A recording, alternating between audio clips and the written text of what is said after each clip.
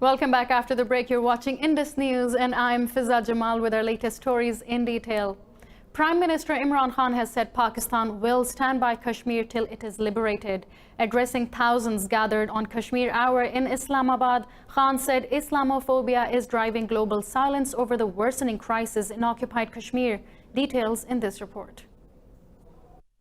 Hundreds of thousands of Pakistanis observed the Kashmir Hour across the country, expressing solidarity with Kashmiris. Rejecting India's illegal annexation, they called for an end to the lockdown of the valley for the past 26 days. Addressing the main gathering in Islamabad, Prime Minister Imran Khan said the world will regret its silence over Indian oppression in Kashmir. Just like the Nazi party took control of Germany, similarly today, the RSS supporters are eyeing India. Their manifesto included the expulsion of Muslims from India or to have them live as second-class citizens, denying them the right to have equal citizenship in the country. And this can be seen in Indian-occupied Kashmir today. Pakistan's Prime Minister Imran Khan said India's ruling BJP is motivated by hatred for Muslims and inspired by Hitler's Nazi party. Khan said that Prime Minister Narendra Modi has played his last card, which will backfire and lead to Kashmir's freedom. When Muslims are tortured, the international institutions that have to ensure and maintain justice, like the United Nations, remain silent. Warning India against military adventurism, Prime Minister Khan said Pakistan is fully prepared to thwart any external aggression. Meanwhile, at the President's house, Pakistan's President Arif Alvi said the Muslim world needs to unite for occupied Kashmir. And hundreds of thousands of Pakistanis have become the voice of Kashmiris who have been jailed in a lockdown by India for 26 days. Demonstrations and rallies were held across the country to reject India's illegal annexation of Kashmir. Life in Pakistan came to a standstill at midday as national anthem of Kashmir was playing in unison across the entire country. People of all ages and professions thronged streets and roads, holding signs for Kashmir's right to self-determination. Demonstrations were held in all provincial metropolises as the anger against international inaction over atrocities in Kashmir mounts.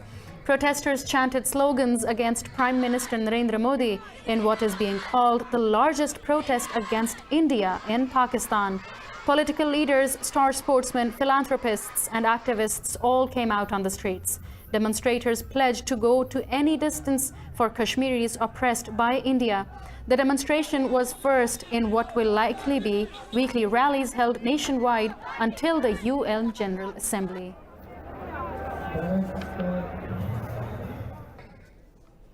For more on this, we are joined by Pakistan's Foreign Minister Shah Mahmood Qureshi. Thank you, Mr. Shah Mahmood Qureshi, for giving us your time. So Pakistan has always said that it wants peace and dialogue to resolve these issues, and the peaceful countrywide protest today on Prime Minister Imran Khan's call also shows that Pakistan has set a narrative and is standing in solidarity with Kashmir. Do you think this could avert an international conflict? You see, it's a very clear signal that we wanted to give to the Kashmiri people who are under siege and in a curfew since the last 26 days, that we are with them, they have been heard, and we are on the same page. They should keep their chin up. We want their morale to remain high because every Pakistani, every political party stands with them. Every institution of Pakistan stands with them. Today, students, laborers, farmers, government officials, you name it, every section of society demonstrated solidarity with them. And that's a very clear message. It has gone all over the world, to all capitals of the world, how the people of Pakistan are looking at the illegal action taken by the Indian authorities on the 5th of August. And Mr. Qureshi, as the issue has already been internationalized successfully by Pakistani efforts, What is the next step on Pakistan's government's agenda?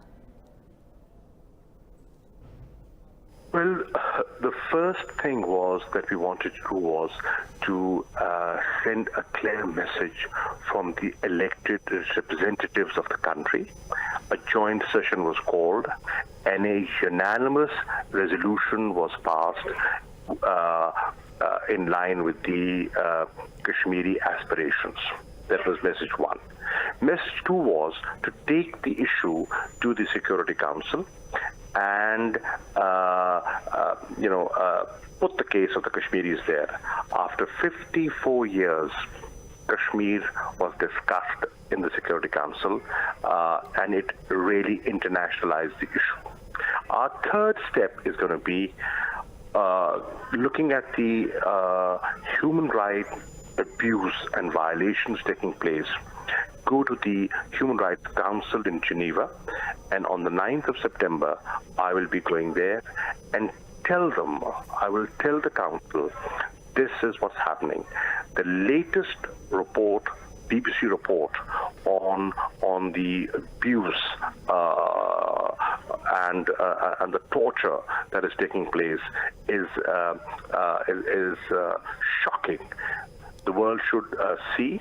And the UN Commissioner on Human Rights, they've done a report in June 2018, in July 2019.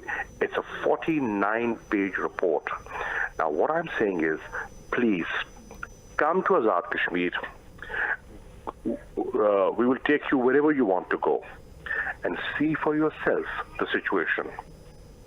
I would expect the Indians to allow this UN organization to go and see the human rights situation over there, make a comparison, and report to the Security Council, because it's an issue which is threatening peace and security of the region.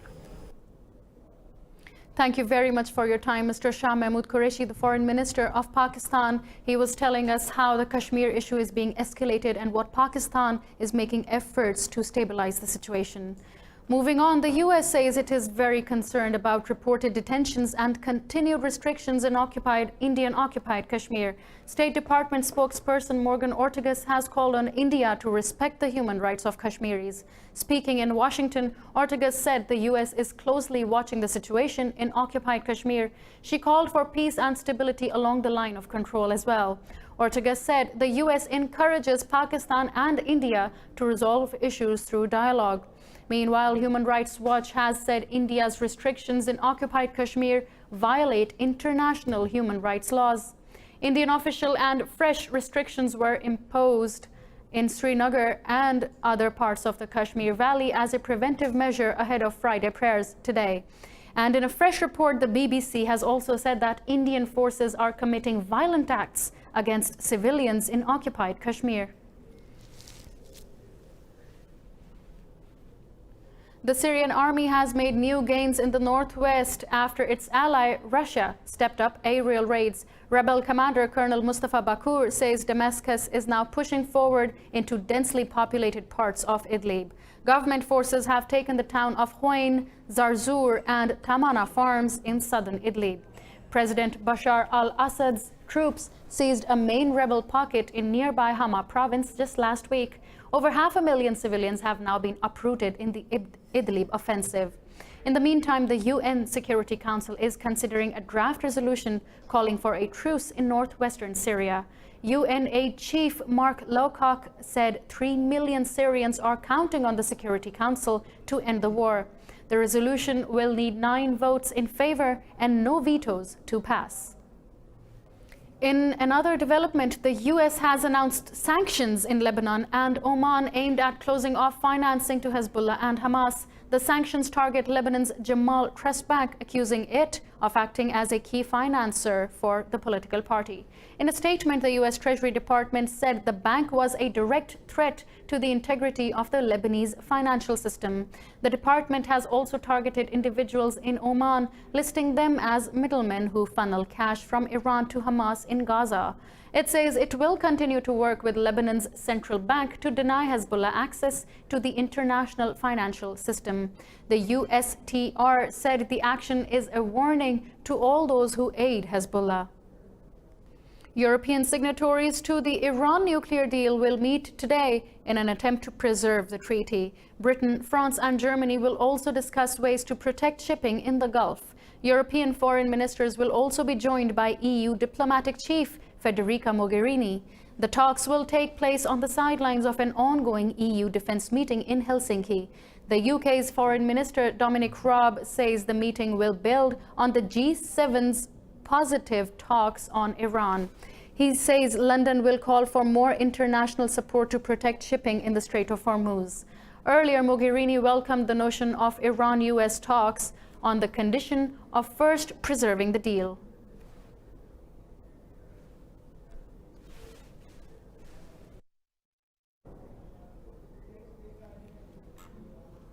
Now it's time for me to take a short break. Don't go anywhere.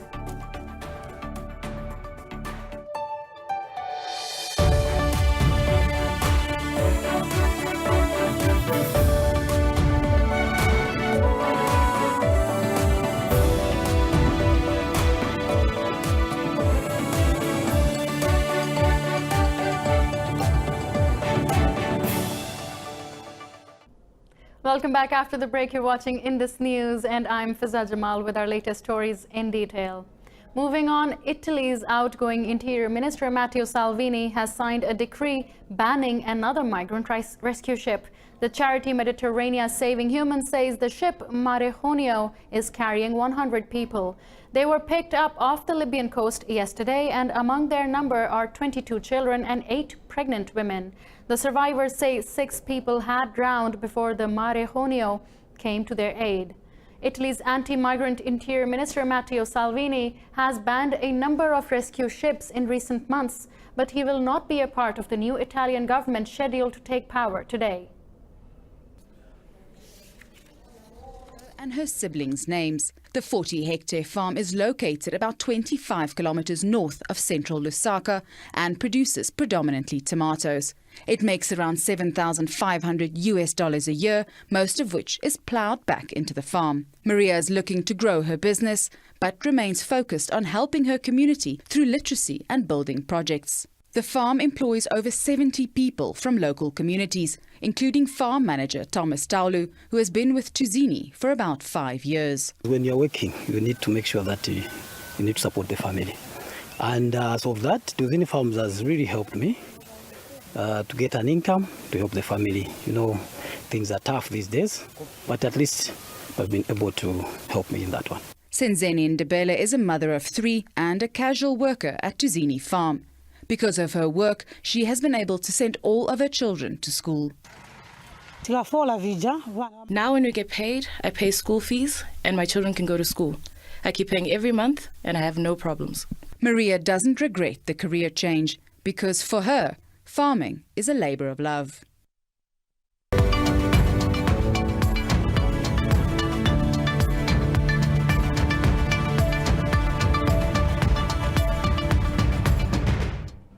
Well, now on to the world of business. European stock markets are fractionally higher after preliminary trade talks between the US and China. Earlier, bourses on both sides of the Pacific bounced back after the US and China said negotiations may resume in September. Indices in London, Frankfurt and Paris are trading over 0.5% higher. Tracking gains on Wall Street, stock markets in Japan, South Korea and Australia have all closed more than 1% higher. The Hang Seng and Shanghai Composite were marginally lower as investors awaited new Chinese manufacturing data. Well, these are all the latest stories in detail I have for you this hour. Don't go anywhere and stay tuned to Indus News.